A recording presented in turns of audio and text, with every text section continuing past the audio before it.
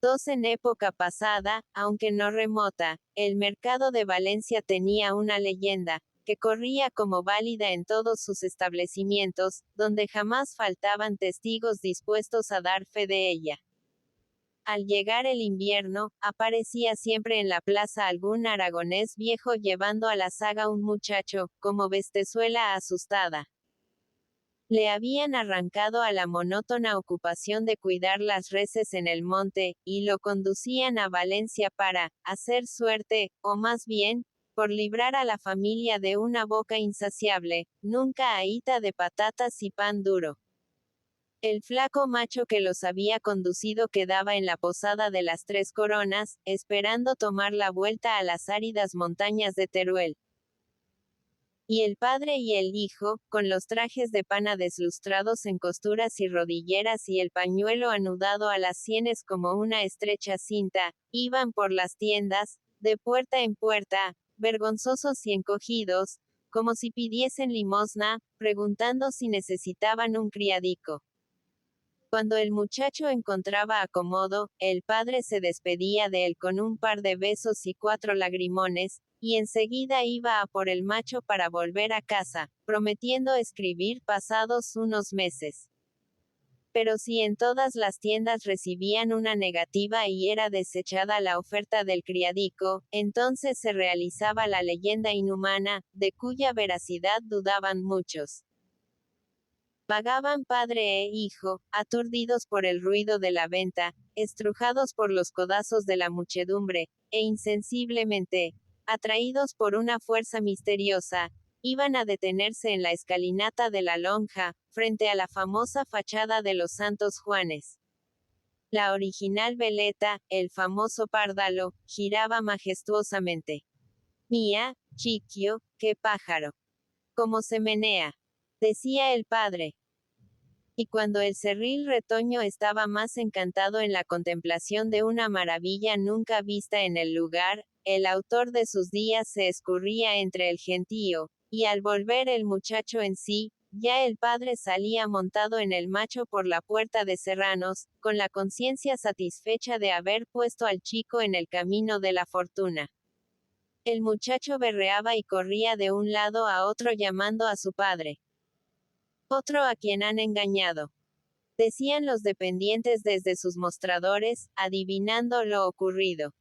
Y nunca faltaba un comerciante generoso que, por ser de la tierra y recordando los principios de su carrera, tomase bajo su protección al abandonado y lo metiese en su casa, aunque no le faltase criadico. La miseria del hogar, la abundancia de hijos, y sobre todo la cándida creencia de que en Valencia estaba la fortuna, justificaban en parte el cruel abandono de los hijos. Ir a Valencia era seguir el camino de la riqueza, y el nombre de la ciudad figuraba en todas las conversaciones de los pobres matrimonios aragoneses durante las noches de nieve, junto a los humeantes leños, sonando en sus oídos como el de un paraíso donde las onzas y los duros rodaban por las calles, bastando agacharse para cogerlos. El que iba allá abajo, se hacía rico. Si alguien lo dudaba, allí estaban para atestiguarlo los principales comerciantes de Valencia, con grandes almacenes, buques de vela y casas suntuosas, que habían pasado la niñez en los míseros lugarejos de la provincia de Teruel guardando reses y comiéndose los codos de hambre. Los que habían emprendido el viaje para morir en un hospital, vegetar toda la vida como dependientes de corto sueldo o sentar plaza en el ejército de Cuba, esos no eran tenidos en cuenta. Al hacer la estadística de los abandonados ante la veleta de San Juan, don Eugenio García, fundador de la tienda de las Tres Rosas, figuraba en primera línea. Otros mostrábanse malhumorados y negaban rotundamente cuando se les suponía tal origen. Pero él lo ostentaba con cierta satisfacción, como queriendo hacer de ello un título de gloria. Nada debo a nadie, exclamaba al regañar a sus dependientes. A mí nadie me ha protegido. Los míos me dejaron como un perro en medio de esa plaza. Y sin embargo, soy lo que soy. Hubiera querido veros como yo, para que supierais lo que es sufrir. y siempre que podía asegurar una docena de veces que nada debía a nadie y comparar su abandono con el de un perro, quedaba tranquilo y satisfecho. Los principios de su carrera habían sido penosos. Aprendiz siempre hambriento, dependiente después en una época en que los mayores sueldos eran de 50 pesos anuales, a fuerza de economías miserables consiguió emanciparse, y con ayuda de sus antiguos amos, que veían en él un legítimo aragonés capaz de convertir las piedras en dinero, fundó las Tres Rosas, tiendecilla exigua que en 10 años se agrandó hasta ser el establecimiento de ropas más popular de la plaza del mercado. Don Eugenio era, sin darse cuenta, el cronista de cuantas modificaciones y adelantos había experimentado aquella plaza, en la que nació a la vida del comercio y debía desarrollarse toda su existencia. Vio cómo una revolución echaba abajo los conventos de la Magdalena y la Merced, como un motín quemaba el mercado nuevo, que era de madera, y como las tiendas, agrandando cada vez más sus puertas, saneando sus interiores, atraían al público con grandes escaparates, y en materia de alumbrado pasaban del aceite al petróleo y de este al gas. Al poco tiempo de fundar su establecimiento, cuando aún la primera guerra carlista tenía en suspenso la suerte de la nación, don Eugenio se formó insensiblemente una tertulia junto a su mostrador, sobre el cual, como una antorcha simbólica de la rutina comercial, lucía un enorme velón de 4 mecheros, fabricado con más de arroba y media de bronce. Todas las tardes, al anochecer, reuníanse allí los amigos de don Eugenio, la mitad de los cuales vestían sotana y pertenecían al clero de San Juan. A pesar de esto, la tal reunión era casi un club, que en épocas como aquella tenía su carácter peligroso. Don Eugenio pertenecía a la milicia nacional, y aunque tomaba sus bélicas ocupaciones con tibio entusiasmo, no por esto dejaba de preocuparse del honor de la tercera de ligeros.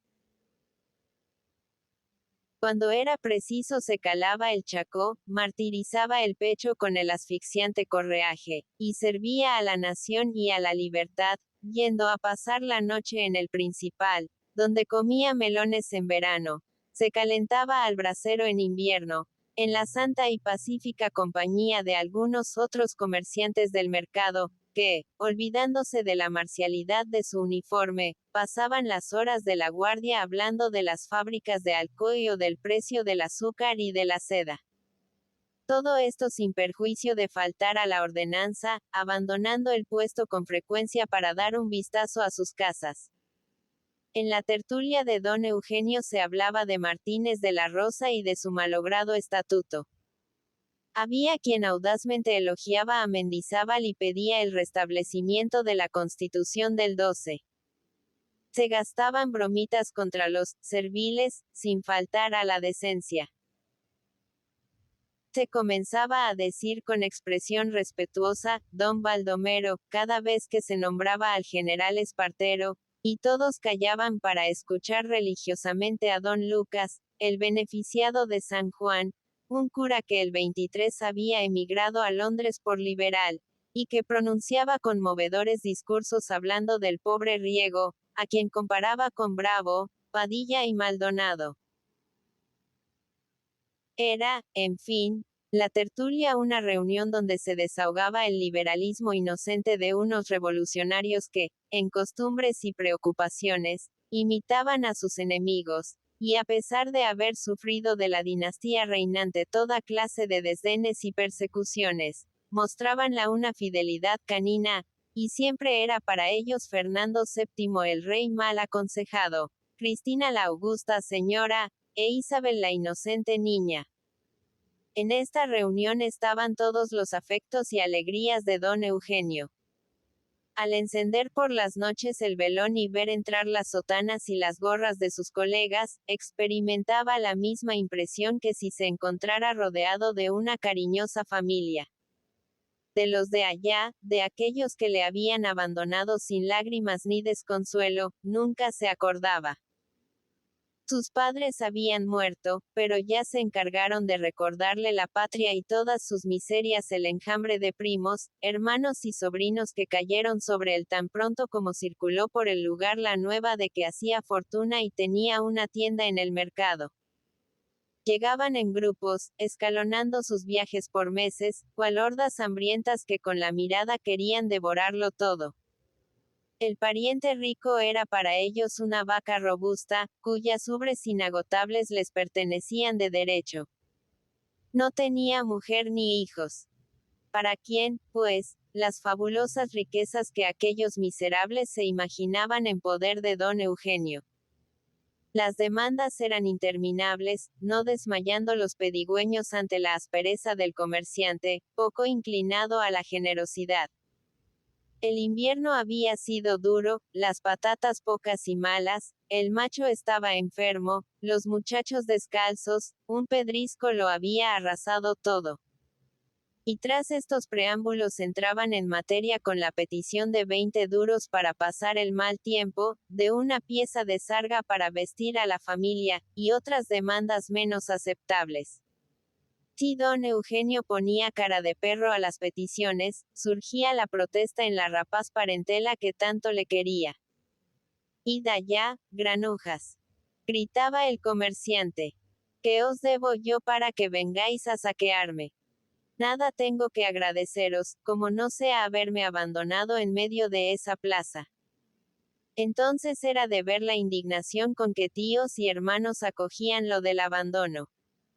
Otra que Dios. Y aún se quejaba.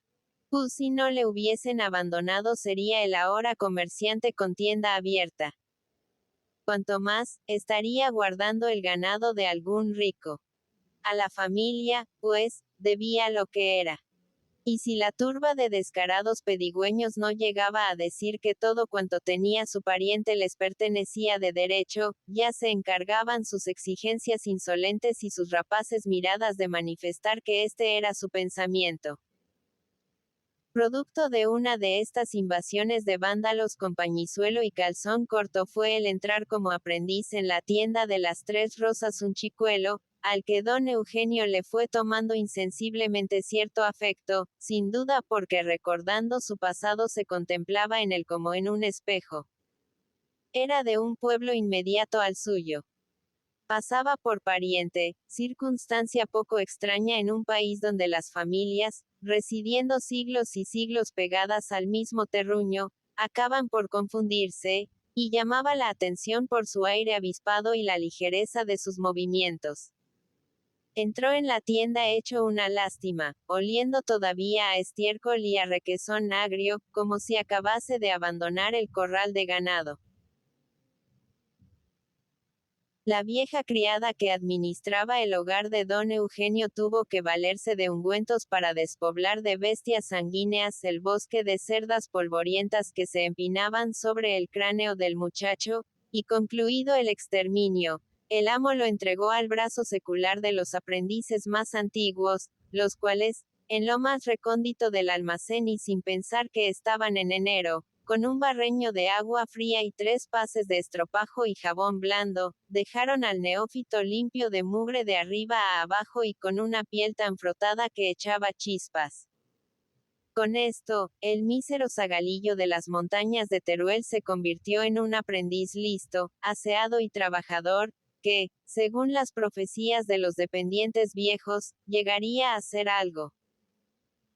A las 2 semanas chapurreaba el valenciano de un modo que hacía reír a las labradoras parroquianas de la casa, y sin que la dureza del trabajo disminuyera para él, todos le querían y no sabía a quién atender, pues Melchor por aquí, Melchorico por allí, nunca le dejaban un instante quieto. Con sus borceguíes lustrosos, una chaqueta vieja del amo arreglada chapuceramente, la cabeza siempre descubierta, con pelos agudos como clavos y las orejas llenas de sabañones en todo tiempo, era Melchorico el aprendiz más gallardo de cuantos asomaban la cabeza a las puertas para llamar a los compradores reacios. Aquel acólito del culto de Mercurio, por su empaque desenfadado atraíase la mala voluntad de los pilluelos de la plaza, enjambre de diablejos que pasaban horas enteras ante la relamida figurilla llamándole churriquio. Con irritante tono de mofa, hasta que algún dependiente les amenazaba con la vara de medir. Pasaron los años sin que incidente alguno viniese a turbar la ascensión lenta y monótona del muchacho en la carrera comercial. Perdió de cuenta los cachetes y patadas que le largaron don Eugenio y los dependientes viejos, unas veces por entretenerse bailando trompos en la trastienda, otras por pillarle dando retales a cambio de altramuces o cacahuet. Empleó los domingos en que le daban suelta yendo al tiro del palomo en el cauce del río, o paseando gratis arrellanado como un príncipe en las estriberas de las tartanas, con la epidermis a prueba de traidores latigazos. Fue ascendiendo lentamente de burro de carga a aprendiz viejo. Por fin, a dependiente. Y al cumplir 18 años vióse tan transformado, que, violentando sus instintos económicos, fortalecidos por las saludables enseñanzas del principal, se gastó 4 pesetas en 2 retratos que envió a los de, allá arriba, a sus antiguos colegas de pastoreo, para que viesen que estaba hecho todo un señor. Los tirones de oreja y los palos con la vara de medir lo habían puesto erguido, borrando en su cuerpo la tendencia a cargarse de espaldas y hacer patiabierto, propio de todos los de su tierra. Sus pelos, a fuerza de peine y cosmético, habían llegado a domarse. Los desabridos y no muy abundantes guisos del ama de llaves daban cierta figura a su corpachón huesoso. Y además, como tenía su soldada anual, aunque corta, ya no vestía los desechos de don Eugenio y se hacía al año 2 trajes, operación que antes de ser emprendida era objeto de serias y profundas meditaciones. Melchor Peña, al salir de la adolescencia, experimentó una transformación. Al mismo tiempo que en su labio apuntaba el bigote, en su cerebro apuntó la tendencia a lo romántico, a lo desconocido, el anhelo de cosas extraordinarias, de aventuras gigantescas, y fue un rabioso lector de novelas. Cuantos tomos enormes, roídos por el corte y forrados con papel grasiento, rodaban por los mostradores de las tiendas del mercado, eran atraídos por sus manos, como si éstas fuesen un imán, y devorados rápidamente, unas veces por la noche, después de cerrar las puertas y robando horas al descanso, otras por la tarde, aprovechando ausencias de don Eugenio, en el fondo del almacén, a la dudosa claridad que se cernía en aquel ambiente cálido, impregnado del vaho de los tejidos y el tufo de la tintura química. Había leído más de 20 veces Los Tres Mosqueteros, y el fruto que sacó de esta lectura fue que los aprendices se burlasen de él viéndolo un día en el almacén, envuelto en un guiñapo colorado, con un rabo de escoba en la cadera y contoneándose como si fuese el mismo D'Artagnan con todas sus jactancias de espadachín. Después se apasionó, como toda la juventud de su época, por María o la hija de un jornalero. Y a pesar de que don Eugenio le enviaba a misa todos los domingos y a comulgar por trimestre, hízose un tanto irreligioso, y en su interior comenzó a mirar con desprecio a los curas pacíficos y bromistas que visitaban por la noche el establecimiento para jugar a la brisca con el principal. Y cuando cayó en sus manos el conde de Montecristo, paseábase por la trastienda, mirando los fardos apilados con la misma expresión que si en vez de paños, percales e indianas contuviesen un enorme tesoro, toneladas de oro en barras, celemines de brillantes, lo suficiente, en fin, para comprar el mundo. Y cómo se reía don Eugenio de la manía novelesca de su Melchorico, como cariñosamente le llamaba. Él, que no había consultado otro libro en su vida que un cuadernillo donde estaban comparados los pesos y medidas de Cataluña, Aragón y Castilla, miraba al principio con cierto respeto el afán de lectura del muchacho. pero después, al notar las extravagancias de su torcida imaginación, le acribilló con burlas y le colgó el apodo de Don Quijote, no porque el viejo comerciante hubiese leído la inmortal obra de Cervantes, sino por tener arriba en su comedor una litografía detestable, en la cual el hidalgo manchego, dormido y en camisa, daba de cuchilladas a pellejos de vino. Iguales bromas se permitía el Don Quijote que vegetaba en la oscuridad, midiendo telas en las Tres Rosas. Podían atestiguarlo los pescozones con que don Eugenio había saludado a su querido dependiente un lunes en el almacén, cuando vio a Melchor que, recordando el drama El Jorobado, se creía un lagardere, y con una vara de medir ensayaba la gran estocada de Nevers, acribillando los fardos de un modo que hacía temblar por la integridad de los géneros. Como sigas así, gritaba el buen comerciante, escandalizado. Te pongo en la puerta y... Buen viaje. Me has engañado. Tú sirves para cómico, y a mí no me gustan farsas. Merchorico, por última vez lo digo. El año que viene entras en quinta. O sientas esa cabeza o te abandono, y el demonio que se encargue de tu suerte. Junto a la imaginación exaltada del dependiente debía existir una enorme cantidad de sentido práctico capaz de sofocar todas las fantasías y caprichos, y a esto se debió, sin duda, que Melchor se reprimiera en sus románticas extravagancias, y en adelante, aunque sin abandonar la lectura de novelas, se dedicara con más asiduidad a sus quehaceres. Tenía don Eugenio un amigo antiguo que todos los días visitaba la tienda, y por profesar a Melchor algún afecto, unía sus exhortaciones de hombre práctico a las del principal. De todos los individuos que formaban la tertulia de las Tres Rosas, don Manuel Fora era el más considerado, a causa de su fortuna sólida y cuantiosa y de respeto que gozaba en el comercio. Vivía en un enorme caserón cercano a las escuelas pías. Figuraba entre los primeros fabricantes de seda, y más de 200 telares trabajaban para él, elaborando piezas de seda rayada, vistosa y sólida, y pañuelos de brillantes colores, que eran enviados a las más apartadas provincias de España y hasta la misma América, cosa que asombraba y producía cierto temor respetuoso entre el comercio a la antigua. De joven había sido novicio en una orden religiosa, pero ahorcó los hábitos el año 8 para batirse contra el francés, sacrificio que no le libró de ser conocido con el apodo de El Fraile entre los comerciantes y las gentes de su industria. Le suponían poseedor de millones, y era el banquero de todos los mercaderes menesterosos. Bastábale entrar en su alcoba para presentar en cartuchos de onzas cuanto dinero se le pedía, y a pesar de esto, fuera de los días de Corpus, en que sacaba del fondo del arca el frac de color castaña y el sombrero de seda, nadie le había visto con otro traje que un eterno pantalón de cuadros, chaqueta de fustán, chaleco de terciopelo rameado y gorra de ancho plato. Era el más fiel representante de la avaricia atribuida a los de su gremio, y en el mercado se contaban de él cosas graciosísimas. La mañana pasábala en San Juan, pues el comercio no le había hecho olvidar sus aficiones a las cosas de la iglesia.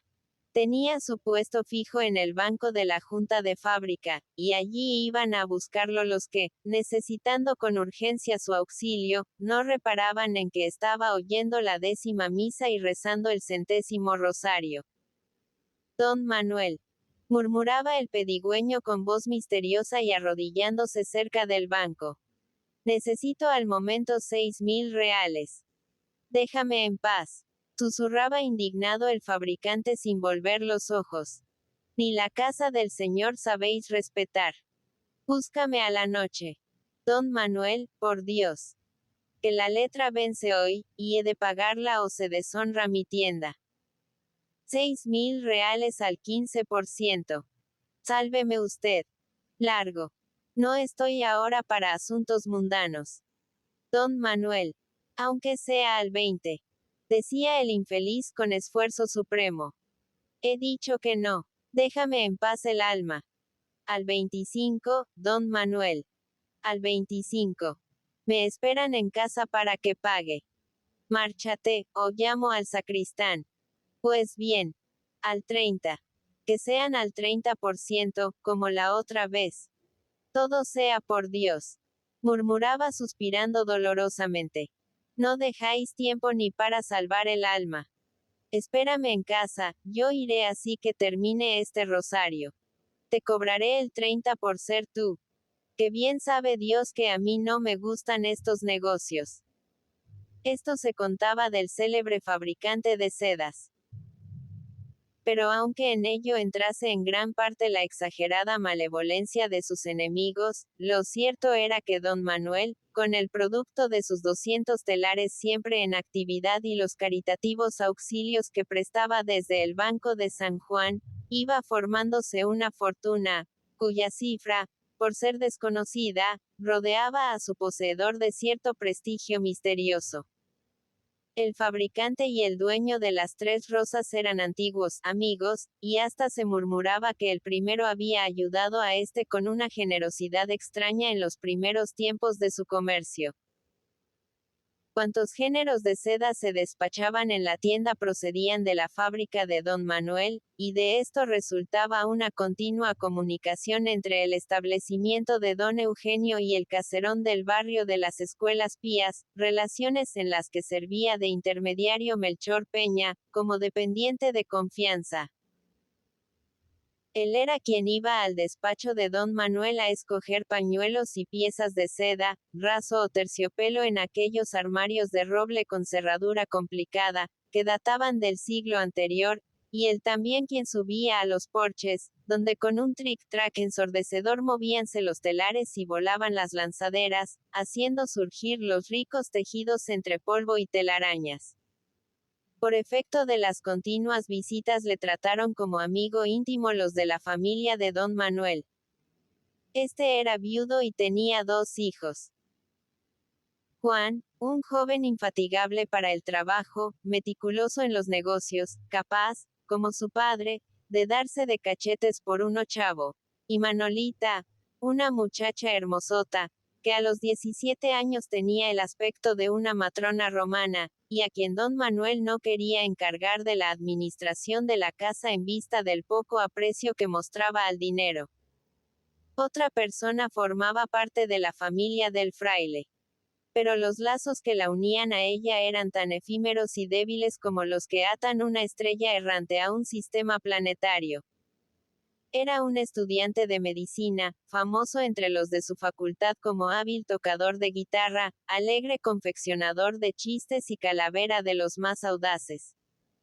El fraile, avaro y sin entrañas hasta con sus hijos, sentía gran debilidad por el estudiante, tal vez por el contraste entre su carácter austero y regañón y la alegría desenfadada de aquel cabeza a pájaros. Era sobrino de don Manuel en grado lejano. Sus padres habían muerto, y el fabricante de sedas, en vista de su ingenio despierto, encantado por sus agudezas y recordando que lo sostuvo en la pila bautismal, hizo el inaudito sacrificio de recogerlo y darle carrera. Rafael Pajares venía a ser en la casa el punto vulnerable del huraño fraile.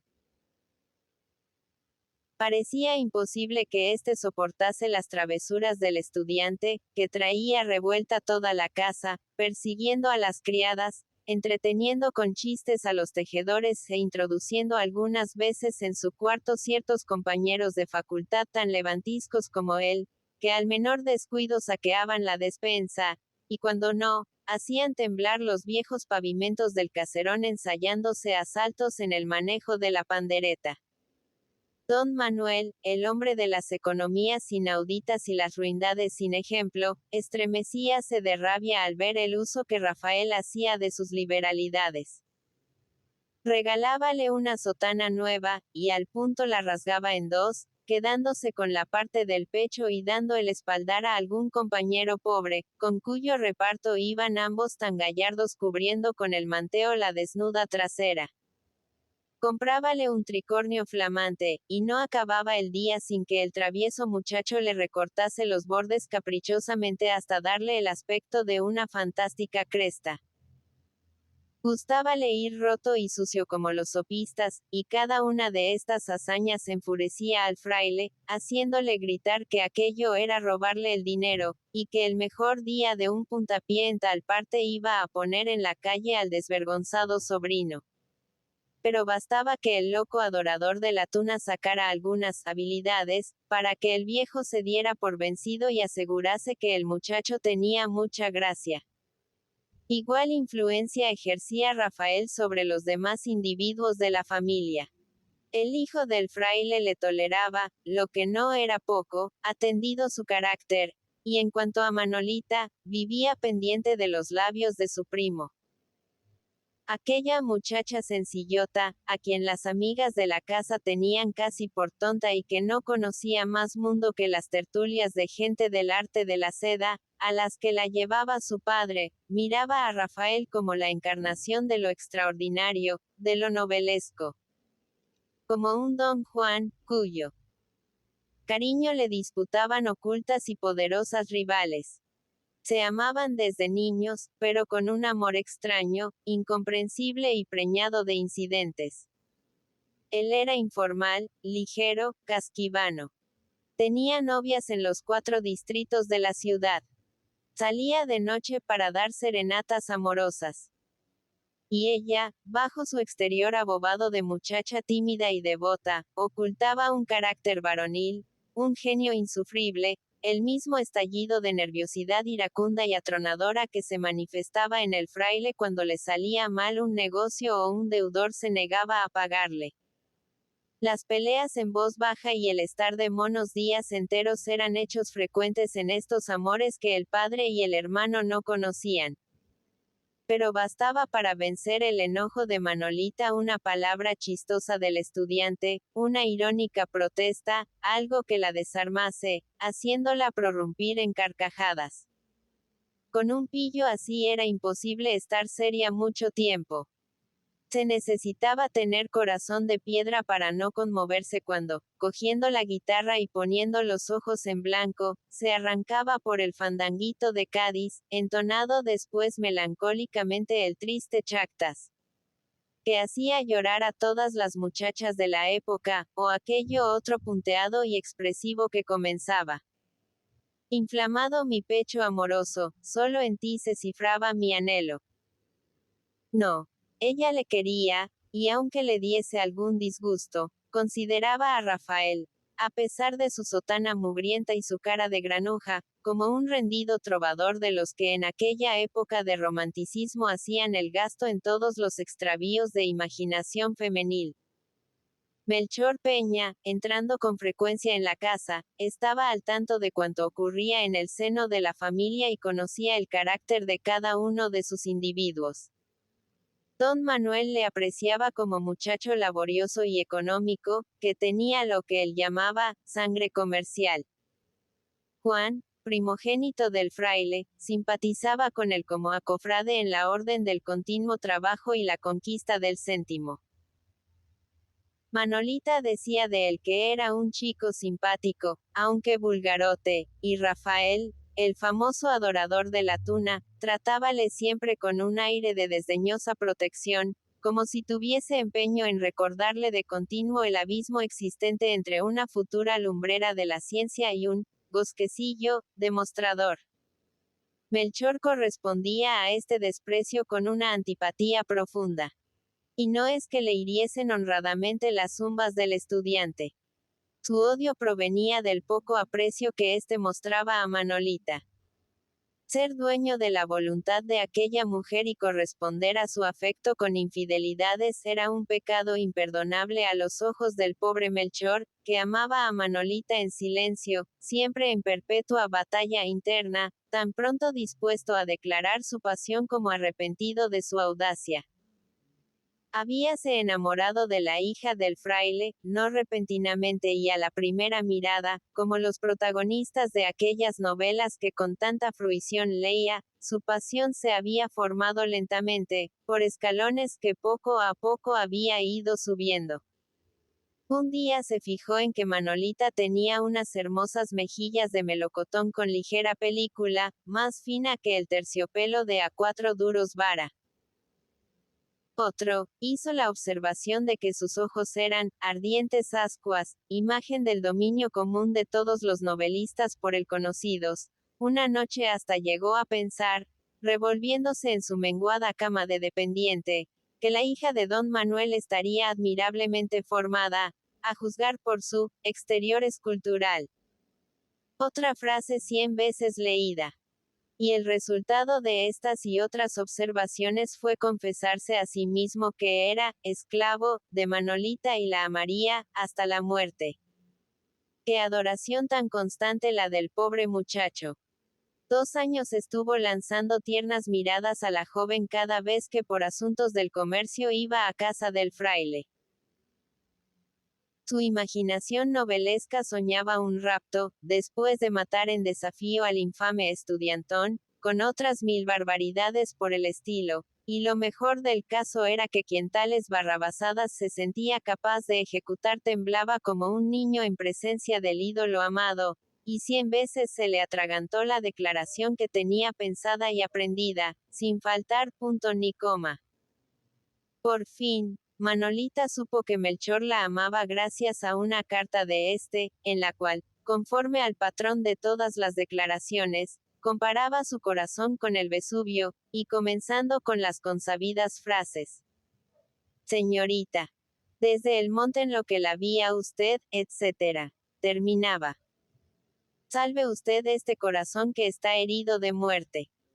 Manolita acogió burlescamente la declaración del dependiente, mas no por esto dejó de agradecerla, con esa satisfacción que causa en toda mujer el saber que es amada, y nada dijo a su familia ni a Rafael. Melchor esperó con paciencia inquebrantable, y un día fue Manolita la que le recordó su declaración, aceptándola. La hija del fraile se había dejado llevar de un arrebato del carácter violento que mostraba en las grandes ocasiones. Su primo Rafael había terminado la carrera, abandonando las locuras de estudiante para revestirse de la gravedad del doctor, y cuando ella esperaba de un momento a otro que formulase ante el padre sus pretensiones, una buena alma la hizo saber que aquel calavera ya no limitaba sus infidelidades a serenatas amorosas o pasiones del momento, sino que tenía cierto arreglo en el barrio del Carmen con carácter permanente, y hasta se susurraba si había una criatura de por medio. El carácter enérgico de Manolita se sublevó al convencerse de la nueva infidelidad de Rafael. No. Esta no la consentía, aunque el primo le pidiese perdón de rodillas y estuviese todo un año cantando romanzas sentimentales.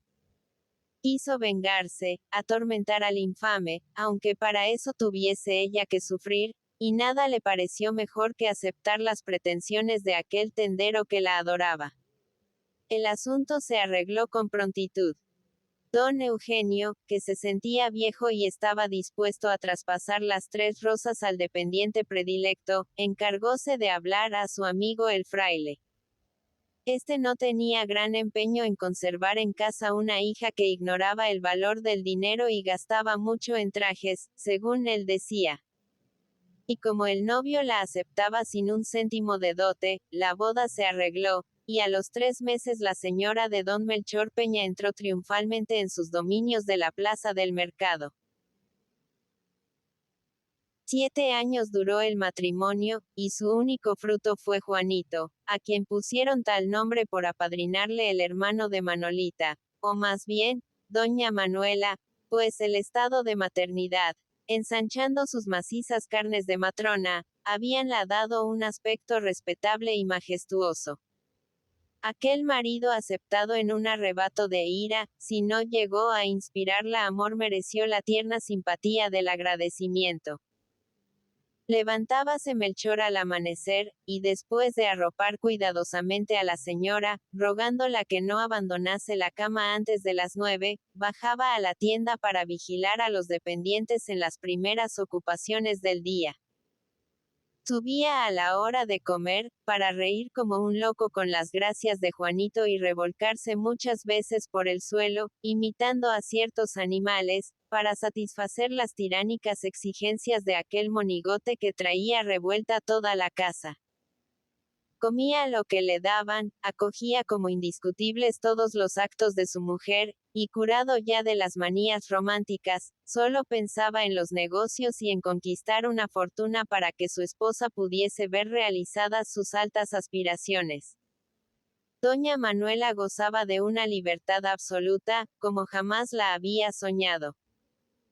Salía cuando quería, bajaba a la tienda algunas veces, como quien va a un lugar de entretenimiento, a distraerse viendo gentes y caras nuevas, y era dueña absoluta de todo el dinero de la casa, con gran descontento de don Eugenio y del avaro fraile. Tú no conoces a mi hija, decía el suegro a Melchor. Si sigues tan tolerante, poco adelantarás. Con Manolita hay que ser rígido y no permitirla que toque un ochavo. Es como todas las mujeres, que en trapos y cintajos derrocharían el potosí si lo tuvieran en la mano. Créeme a mí, que conozco bien ese ganado. A la mujer hay que tratarla con entereza. En una mano el pan y en la otra el palo. Pero Melchor se reía de las teorías brutales de su suegro. No marchaban bien sus negocios. No cerraba con regulares ganancias el inventario del año. Pues entonces nada debía negar a su mujer, de la que cada vez se sentía más enamorado, sin duda porque ella correspondía a sus caricias con una frialdad complaciente. Cierto que, a pesar de ser buenos los tiempos, adelantaba poco a causa de las prodigalidades de su mujer. Pero, pobrecilla, él la disculpaba, recordando su juventud monótona y aburrida al lado del tacaño padre, y además, decíase a sí mismo que alguna compensación había de merecer el resignarse a ser tender a una joven que podía aspirar a una posición más brillante. Y ella, aprovechando la tolerancia cariñosa del marido, gastaba con furor que escandalizaba a los buenos burgueses del mercado. Seguía las modas con escrupulosidad costosa, y muchas veces aumentaba sus gastos hasta la locura, únicamente por el gusto de darles en las narices, como ella decía, al regañón de don Eugenio y al tacaño de su padre. Tenía en su vida motivos de sobra para ser feliz, pero a pesar de esto, dos cosas la entristecían. El andar a pie por las calles, signo, según ella, de pobreza y de degradación, y la vulgaridad de su marido, que se revelaba en sus maneras, en su modo de vestir, en la facilidad con que bromeaba con las criadas, como hombre acostumbrado a esos floreos de mostrador con que se halaga a las parroquianas, no pudiendo ver unas faldas lisas sin soltar 4 requiebros inocentes y sin consecuencias. A pesar del concepto que le merecía su marido, doña Manuela fue honrada. Justamente el primo Rafael iba alcanzando algún renombre y los periódicos hablaban de él elogiándolo como médico. Varias veces, con su antigua audacia intentó aproximarse a Manolita para reanudar sus relaciones de amistad, buscando un final más íntimo. Pero la hija del fraile era vengativa. No se borraba fácilmente de su memoria el recuerdo de una infidelidad, y acogió siempre al médico con una frialdad burlona. A pesar de esto, doña Manuela no quería consultar su voluntad ni revolver los recuerdos del pasado, pues sospechaba que todavía sentía algún afecto por aquel hombre. Un día murió el fraile de apoplejía fulminante al convencerse de que en la quiebra de uno de sus corresponsales había perdido más de 20.000 duros. Sus negocios no marchaban bien en los últimos años de su vida. La industria de la seda iba arruinándose con la competencia que la hacían los franceses. Uno tras otro se cerraban los talleres montados a la antigua que durante un siglo habían sostenido la supremacía industrial de Valencia, y don Manuel, que a pesar de su buen sentido comercial tenía empeño en mantener testarudamente la lucha con el exterior, sufrió grandes pérdidas y murió de un berrinche antes que la ruina viniese a coronar su desesperada resistencia. 70.000 duros aproximadamente heredaron en dinero, géneros e inmuebles cada uno de los hijos del fraile, y mientras el primogénito se quedó con la casa solariega, contento con su posición y dispuesto a aumentar lo heredado, doña Manuela, al verse rica, solo pensó en salir de su estado de tendera. Para ella, la sociedad estaba dividida en dos castas: los que van a pie y los que gastan carruaje. Los que tienen en su casa gran patio con ancho portalón y los que entran por estrecha escalerilla o por obscura trastienda. Quería subir, saltar de la clase de los parias dedicados al trabajo a la de las personas decentes. Y con el imperio y la concisión de la señora absoluta que no admite réplicas, expuso a su marido el futuro plan de vida.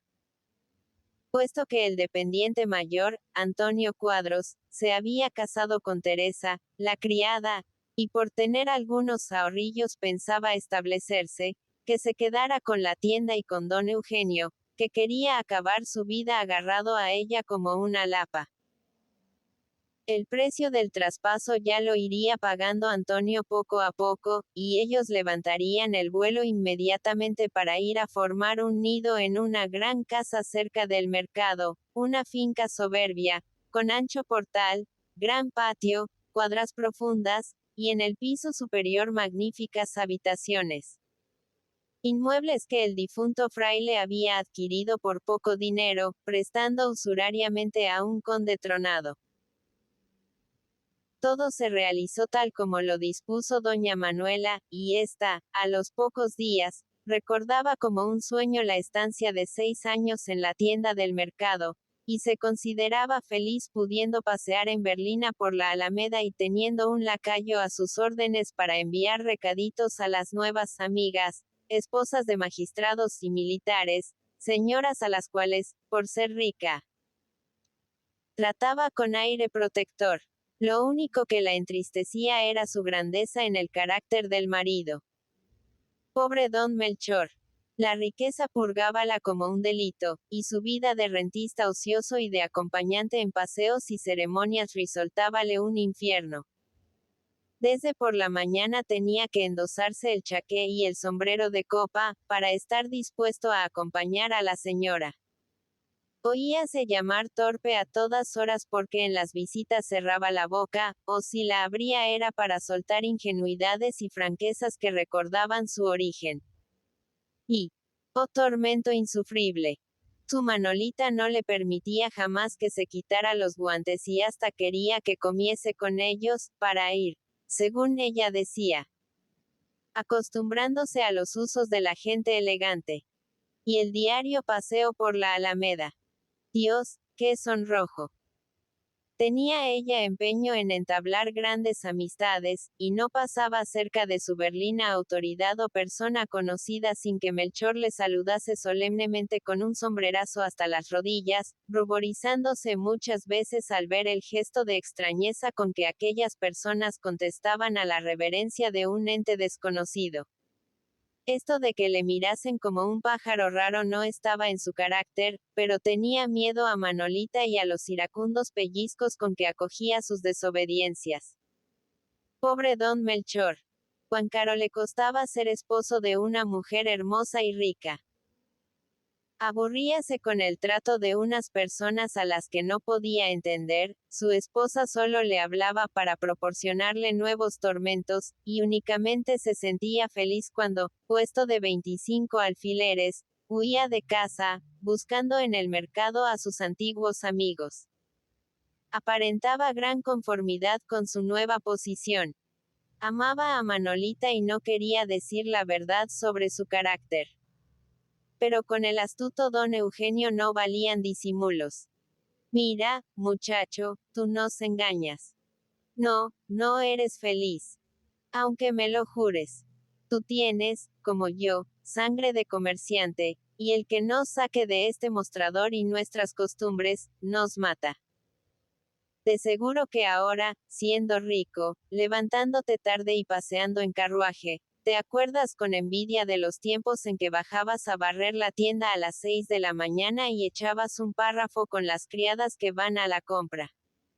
Yo sé bien lo que es eso. Ah, esa Manuela. Esa Manolita.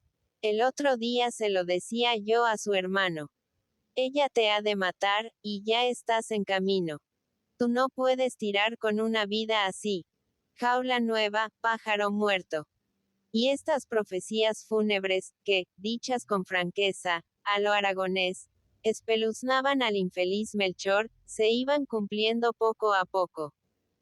Don Melchor languidecía visiblemente. Su buen humor había desaparecido junio con los colores de su cara. Una obesidad grasosa y amarillenta hinchaba su cuerpo. Y al fin, un año después de abandonar la tienda, murió sin que los médicos supieran con certeza su enfermedad. Fue cosa del hígado, del corazón o del estómago. Sobre esto no se pusieron de acuerdo los doctores. Lo único indiscutible fue que cayó lánguidamente y sin ruido, como esos pájaros a quienes el lazo traidor arranca del espacio para encerrarlos en una jaula. Fue un luto estrepitoso el de doña Manuela.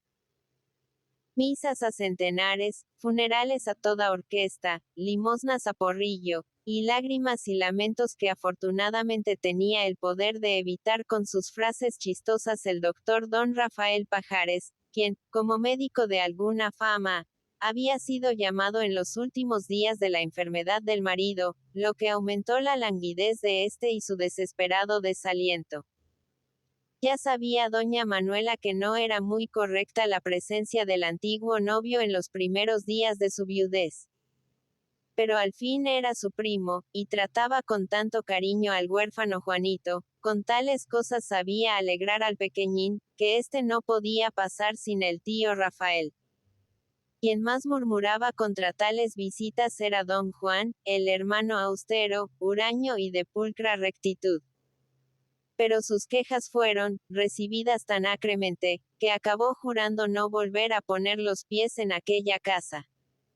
Quedó el médico dueño del campo. Tan complaciente era, que para entretener al sobrino no vacilaba en despojarse de su dignidad profesional, y las criadas oían sonar en el salón una guitarra y la voz de don Rafael cantando las cancioncillas de sus buenos tiempos de estudiante. Primero solo visitaba a la viuda por las tardes. Después prolongó las entrevistas, saliendo de la casa a medianoche. Y por fin, llegó un día en que no salió. Don Eugenio y don Juan estaban escandalizados, diciéndose que el buen fraile conocía perfectamente a su hija. Y aunque los dos tenían poco afecto al médico, experimentaron cierta satisfacción al saber que la viuda y el primo se casaban apenas transcurriera el plazo marcado por la ley. A los 3 meses de casados tuvieron una niña, Conchita. Un año después un muchacho, al que pusieron por nombre Rafael, y por fin, la menor, Amparito, último fruto de unos amores que se extinguieron tras rápidas e intensas llamaradas. El matrimonio fue al poco tiempo de realizado un motivo de satisfacción para don Juan, que aunque no odiaba a su hermana se alegraba de sus desgracias, hijas de la imprevisión. El primo Rafael, amante rabioso de los placeres y obligado a reprimir sus deseos en la atmósfera de sórdida avaricia en que se había educado, lanzóse sin temor a saciar sus apetitos al verse dueño de la fortuna de su esposa. La supeditación amorosa de doña Manuela le hacía ser dueño absoluto de la casa, y no tardó en hacer sentir su tiranía. Egoísta hasta la brutalidad, era derrochador para sus placeres y tacaño feroz cuando se trataba de las necesidades de los demás. Encontró ridículos los gustos aristocráticos de su esposa, y los suprimió despóticamente. Vendió el carruaje y los caballos, y doña Manuela, que tan exigente se mostraba en materia de ostentación con su primer esposo, acató servil y gustosa las órdenes del segundo. Ignoraba que aquel hombre tan avariento en los gastos de la casa arrojaba el dinero fuera de ella, y cubriéndose con el velo de la hipocresía, llevaba una vida de calavera, tal como la había soñado en su juventud. La ceguera de la esposa duró algunos años. Cuando supo toda la verdad, tuvo un momento de indignación y de protesta valiente, como al dar su mano a Melchor. Pero ya era tarde para remediar el mal. El doctor había jugado fuerte, perdiendo miles de duros. Mantenía queridas costosas por pura ostentación y emprendía viajes divertidos por toda España con audaces compañeros de bureo. La fortuna de doña Manuela estaba casi destruida. Su marido, en momentos de expansión amorosa, cuando ella se sentía más supeditada, habíala arrancado firmas comprometedoras y tenía que pagar, so pena de ver sus bienes embargados, para dar en la cabeza a su marido. Según ella decía, volvió a sus antiguos gastos, a la ostentación falsa de una fortuna que no existía. Contrajo, por su parte, deudas y guiada por el engañoso pundonor de las gentes que se arruinan, en vez de vender fincas y ponerse a flote, prefirió gravar sus inmuebles con hipotecas y echarse en brazos de la usura, buscando préstamos con intereses aplastantes. Por fortuna, un sinnúmero de enfermedades provenientes de la vida crapulosa del doctor surgieron en su gastado organismo, y murió cuando ya su mujer, si no le odiaba, veíase separada para siempre de él por sus infidelidades y desvíos. La muerte del primo Rafael hizo que don Juan volviera a casa de su hermana y se dignase ocuparse en sus asuntos. Con su buen instinto de hombre práctico, puso orden en aquel mare magnum. Vendió fincas, canceló hipotecas, pagó a los usureros con harto pesar de estos, que querían ver correr los intereses hasta devorar al cliente, y al fin, un día pudo decir a su hermana: «Mira, chica, ya tienes libre y sano lo que te queda, pero te advierto que no eres rica. Tienes, a lo sumo, 20,000 duros, más 8,000 que pertenecen a Juanito, por ser la herencia de su padre. Se acabaron, pues, las locuras. Ahora mucho orden y mucha economía, y así podrás ir tirando. Sobre todo, no cuentes conmigo en los apuros. Si fueras pobre te tendería la mano. Pero tienes para comer, y a mí no me gusta amparar a los derrochadores». Se acabaron las berlinitas y los demás gastos con los que se aparenta lo que no se tiene. Una vida arreglada, gastando conforme a la renta, es lo decente y lo digno. Esa fanfarronería, ese afán de aparentar con 4/4 lo que la gente llama arroz y tartana, es ridículo. Lo entiendes bien. Soberanamente ridículo.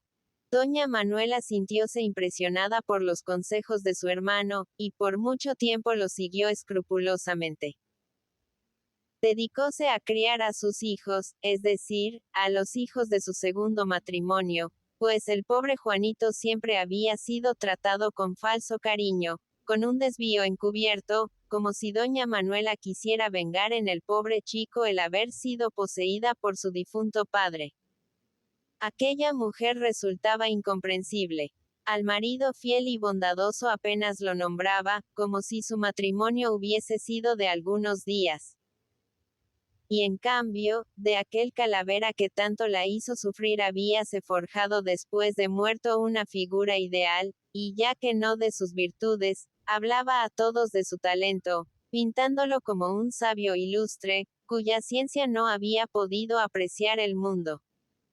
El pobre hijo de Melchor, con su carácter apocado y dulce y su afán de cariño, era el paria de la casa. El doctor, viéndole siempre callado, contemplando a su madre con estúpida adoración, había declarado que el niño era tan bruto como su padre, y cuando más, podría servir para el comercio. Y como el muchacho, por su parte, le tenía gran afecto a don Eugenio y cierta querencia a las Tres Rosas, que era donde habían transcurrido los primeros años de su vida, de aquí que Juanito, a los 13 años, entrase en la tienda como aprendiz distinguido, con la ventaja de comer y dormir en su casa. En cambio, los hijos del doctor Pajares gozaron una niñez rodeada de atenciones. Las dos hijas estuvieron hasta los 14 años en un colegio y Rafaelito fue dedicado al estudio, pues doña Manuela V quería hacer de él una lumbrera médica como su padre. Estas predilecciones irritaban a don Juan, que había sentido un afecto fraternal por su primer cuñado, trabajador infatigable como él y amigo del ahorro. Además, Juanito era su ahijado. Pero callaba viendo que la hermana seguía sus consejos económicos y, según sus palabras, no estiraba el pie fuera de la sábana. Pero llegó el momento en que las niñas se convirtieron en unas señoritas, conservando sus relaciones amistosas con sus antiguas compañeras de colegio, y doña Manuela sintió el afán de ostentación de toda madre que tiene hijas casaderas. Renovó su mobiliario, abandonó las modistas anónimas, y en su afán de no andar a pie, si no tuvo berlina y tronco como en sus buenos tiempos, compró una galera elegante y ligerita y tomó como cochero a Nelet, el hijo de la nodriza de Amparo, un bárbaro de la huerta, a quien puso por condición no tutear a la señorita menor y olvidarse de que era su hermano de leche. ¡Qué rabie ese rancio!, decía doña Manuela, indignada al saber la furia con que su hermano había acogido tales reformas.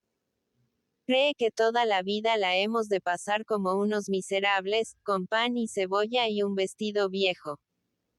Don Juan también hablaba, y había que oírle. Tu madre está loca, decía algunas veces a Juanito en la puerta de las Tres Rosas. Si esto sigue más tiempo, todos iréis a pedir limosna. Ah, qué cabeza. Parece imposible que sea mi hermana. Para ella lo principal es aparentar, y del mañana que se acuerde el diablo. Lo que yo digo. Arroz y tartana. Y trampa adelante.